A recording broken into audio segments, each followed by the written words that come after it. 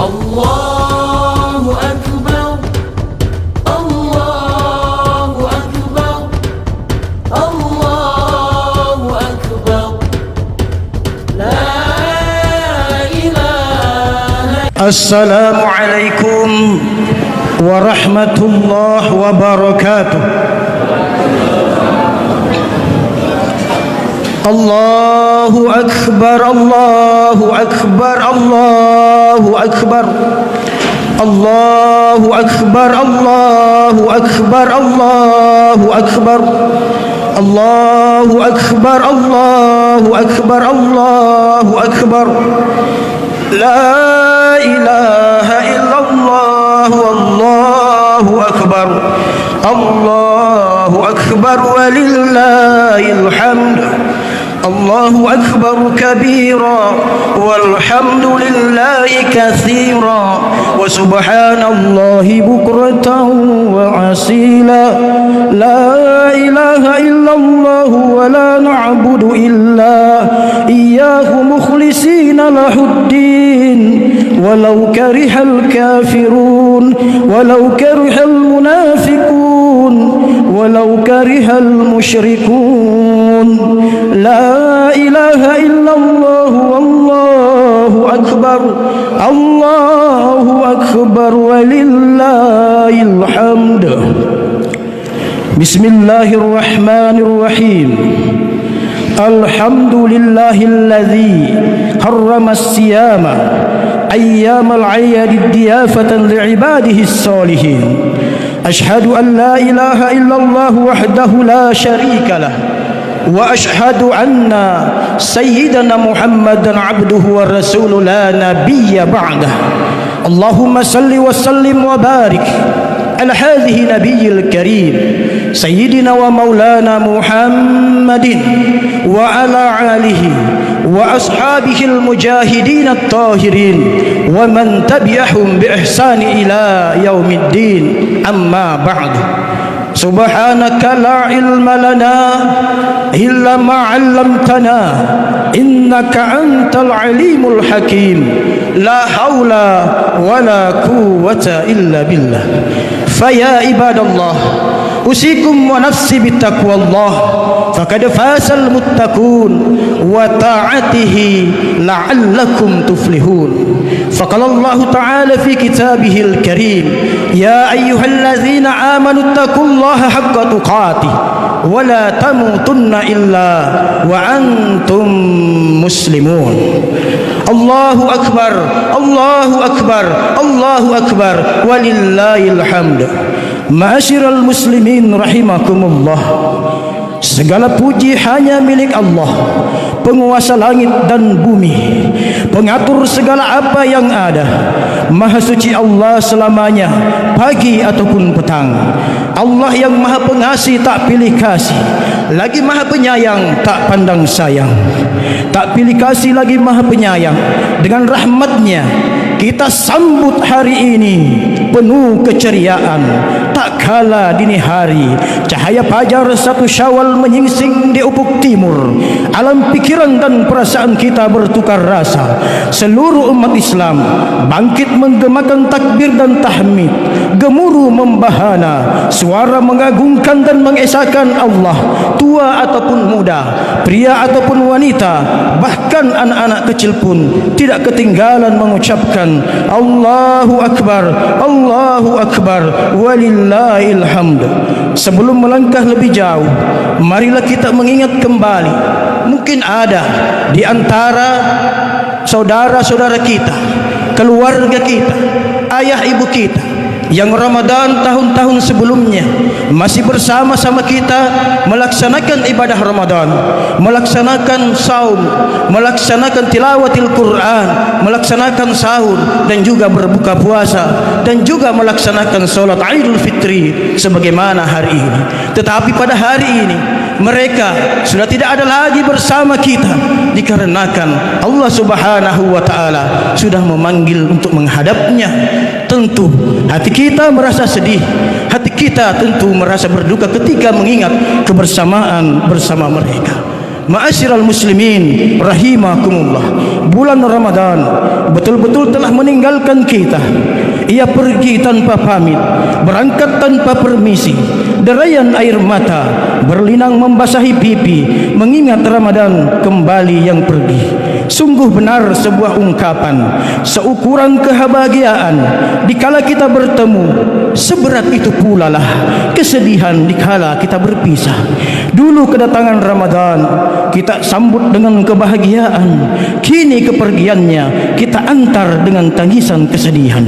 Allahu Akbar, Allahu Akbar, Allahu Akbar, walillahil hamd.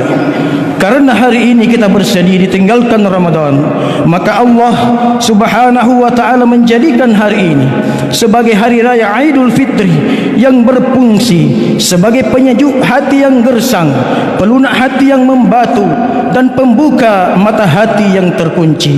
Oleh karena itu hadirin yang berbahagia, hari ini adalah hari Aidul Fitri. Jadikanlah sebagai hari kemenangan yang ditandai dengan sikap dan kerelaan untuk saling memaafkan satu sama lain. Hilangkan segala perasaan benci dan dendam di antara sesama. Saatnya membuka diri untuk meminta maaf kepada yang lain.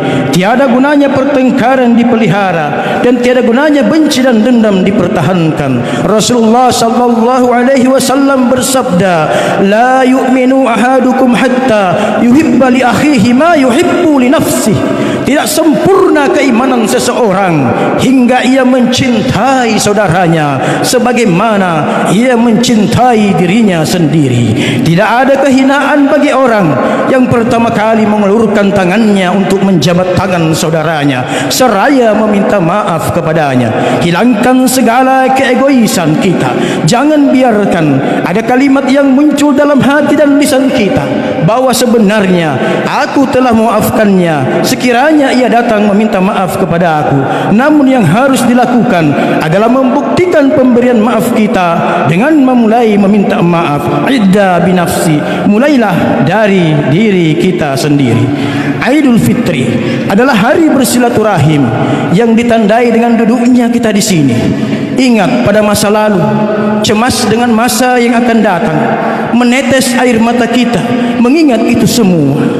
Rindu pada keluarga, baik keluarga yang sedang berada di perantauan maupun bagi keluarga yang sudah dipanggil menghadap kehadirat ilahi. Seorang anak ingat pada orang tuanya yang telah tiada, ingat pada nenek moyang dan sanak keluarga yang telah mendahului kita. Bahkan ada yang ingat pada istri atau suami yang telah menghadap Allah. Ingat pula kepada handai tolan, teman sekerja atau sesama jamaah masjid yang telah wafat. Haru dan sedih mengenang segala kebaikan dan budi luhur mereka. Untuk mereka kita doakan, ya Allah, semoga Engkau menerima amal baik mereka, mengampuni segala dosanya, serta menempatkan mereka pada tempat yang dekat denganmu. Allahu Akbar, Allahu Akbar, Allahu Akbar, walillahil hamd. Hari ini adalah hari yang paling tepat kita mengingat sekaligus menyesali segala dosa yang telah dilakukan, baik dosa kepada Allah maupun dosa kepada sesama. Terlebih lagi dosa kita seorang anak kepada orang tua. Jangan sampai berkahnya Ramadan dan mulianya hari ini tidak didapatkan karena kedurhakaan dan dosa kita kepada mereka. Orang tua adalah tumpuan anak-anaknya. Orang tua adalah harapan anak-anaknya. Orang tua adalah tempat curahan hati dan keluh kesah anak-anaknya. Tiada kata dan bahasa yang dapat mengungkapkan kebaikan mereka kecuali perasaan dan tetesan air mata yang berbicara. Maka dari itu, pesan kami saudara-saudaraku yang masih ada orang tuanya, suatu ketika mungkin kita masih ingin bersua dengan mereka, berbicara dengan mereka, bercanda dengan mereka, namun tidak ada lagi waktu yang disebabkan oleh dua kemungkinan. Kalau bukan kita yang meninggalkannya, maka kita yang akan ditinggalkannya.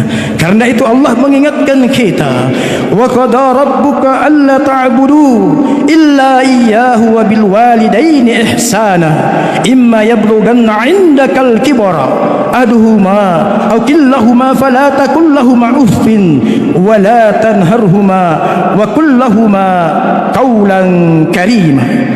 Dan Tuhanmu telah menetapkan supaya kamu jangan menyembah selain Dia, dan hendaklah kamu berbuat baik kepada ibu bapakmu dengan sebaik-baiknya. Jika salah seorang di antara keduanya atau keduanya telah mencapai usia tua, maka janganlah sekali-kali kamu mengatakan dan jangan pula membentak mereka, serta ucapkanlah kepada mereka perkataan yang mulia.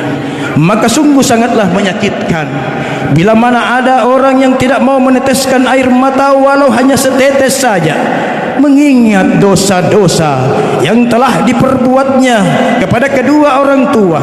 Marilah kita berhati-hati, menjaga, berbuat baik, memelihara kedua orang tua kita, dan menyadari betapa sakitnya perasaan kita bila kita hidup sendiri tanpa belayan kasih sayang orang tua, tanpa seorang ayah dan tanpa ibu. Allahu Akbar, Allahu Akbar, Allahu Akbar, walillahil hamd. Karenanya tidak ada sesuatu pun yang dapat menghilangkan dan memutuskan hubungan antara anak dan orang tuanya. Seburuk apapun orang tua, dia tetap orang tua kita, dan sejelek apapun anak kita, dia tetap anak kita. Memang berat dan sakit bila ada anak ditinggalkan oleh orang tuanya, namun jauh lebih berat bila ada orang tua ditinggalkan oleh anaknya.